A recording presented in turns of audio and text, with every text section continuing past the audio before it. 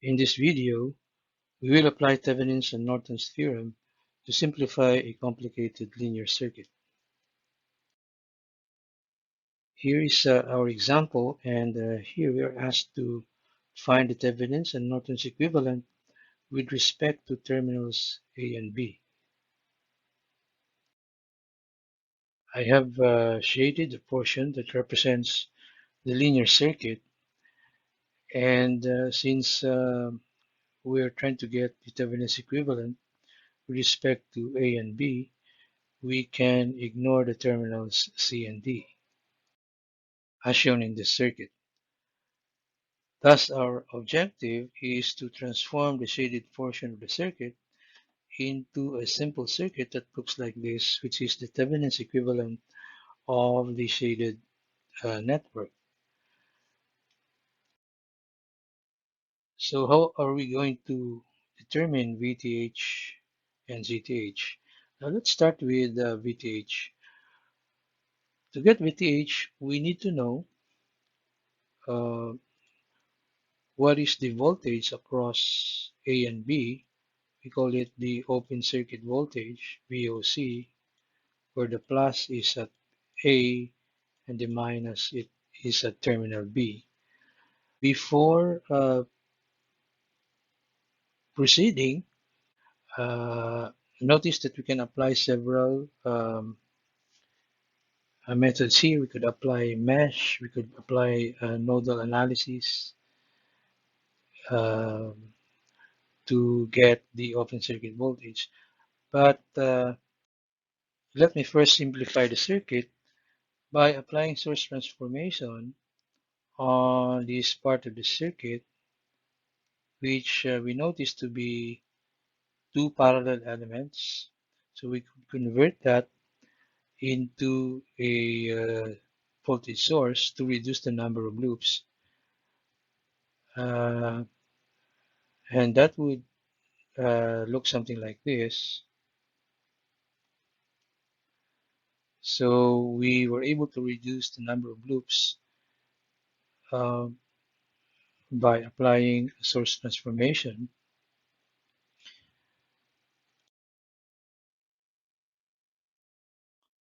Now let's apply nodal analysis to determine the open circuit voltage VOC. So we could,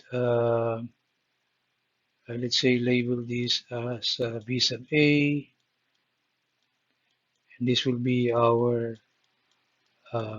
ground here. We'll assume current here, current there, and current here, which is also the current that flows here. Okay, because here this is an open circuit. So that would make our circuit looks like this. So let me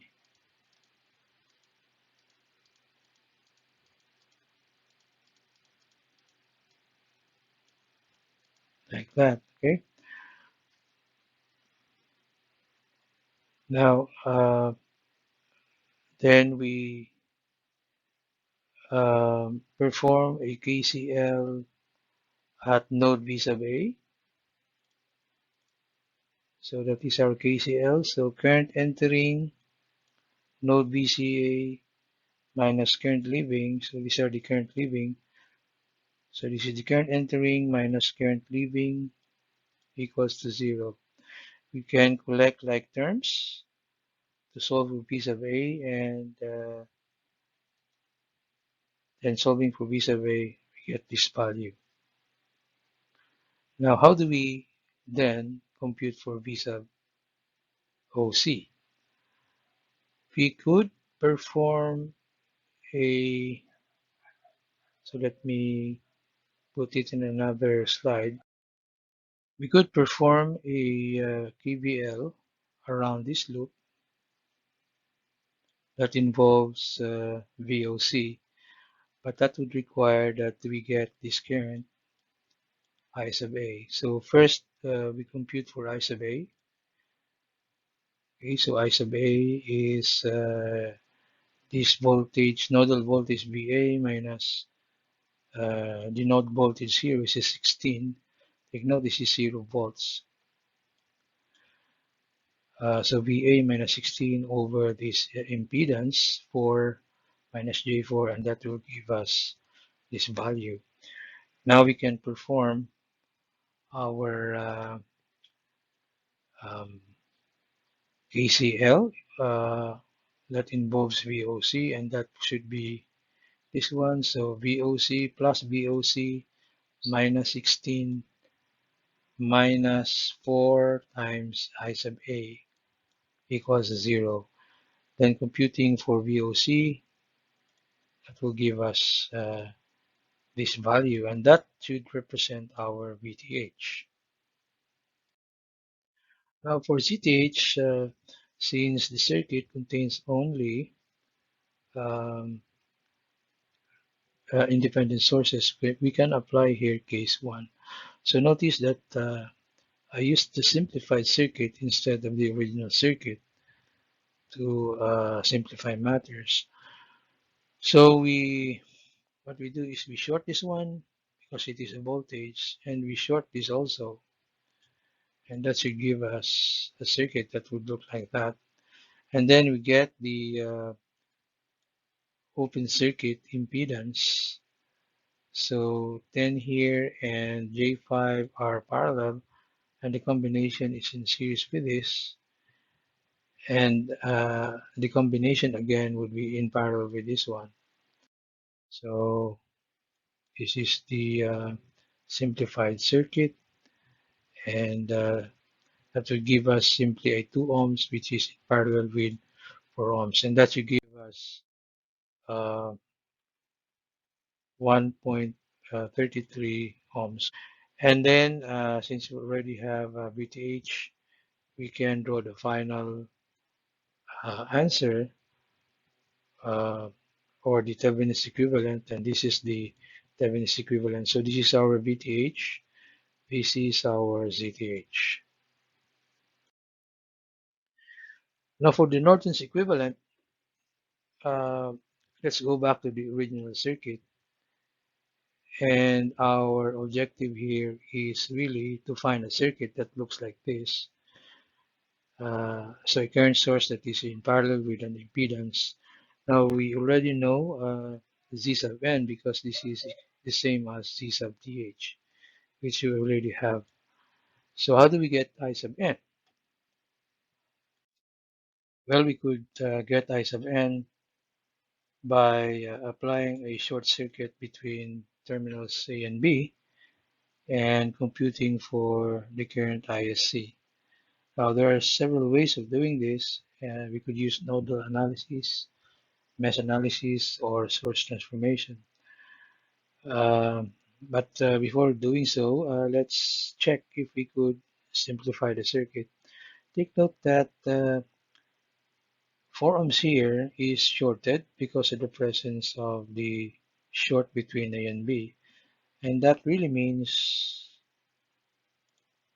that we could ignore 4 ohms because the voltage across 4 ohms is 0.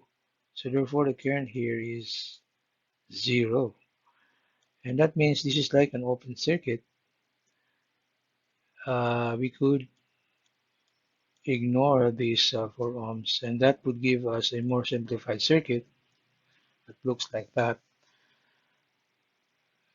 Um, Also, we notice that the current source is also shorted. And what happens if a current source is shorted is that the current simply flows directly towards the short circuit. And that means that ISC is at least 4 amperes. Also, because of the presence of the voltage, we know that there is current here, there, and here. Now we are interested on the current, this current, so let's label it as I sub B. Now where will this current go? Now it cannot go through the branch containing the 4 amperes because we already know the current here to be 4 amperes. So that means this current will flow directly to the short circuit branch. And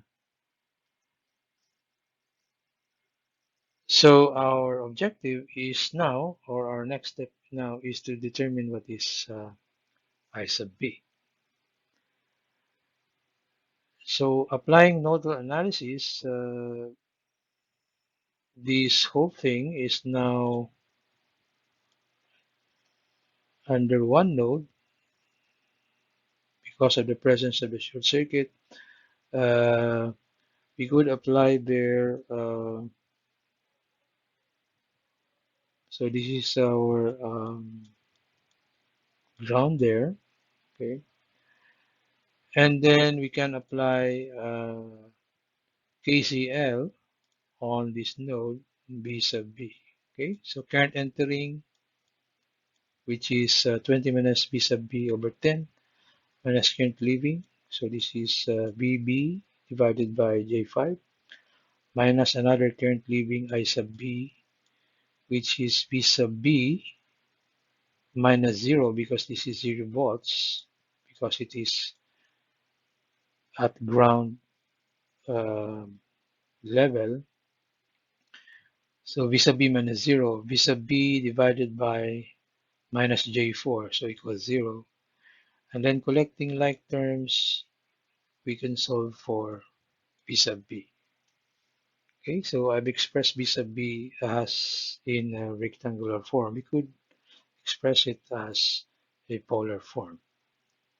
We could now determine I sub B, and that would be the voltage across negative J4, which is V sub B, divided by minus J4, and that should give us 2 plus J4. And that means that IC is simply the sum of 4 plus I sub B, and that should give us 6 plus J4. And that should give us I sub n equals to this value. So therefore, that would give us a Norton's equivalent that looks like this. Thank you.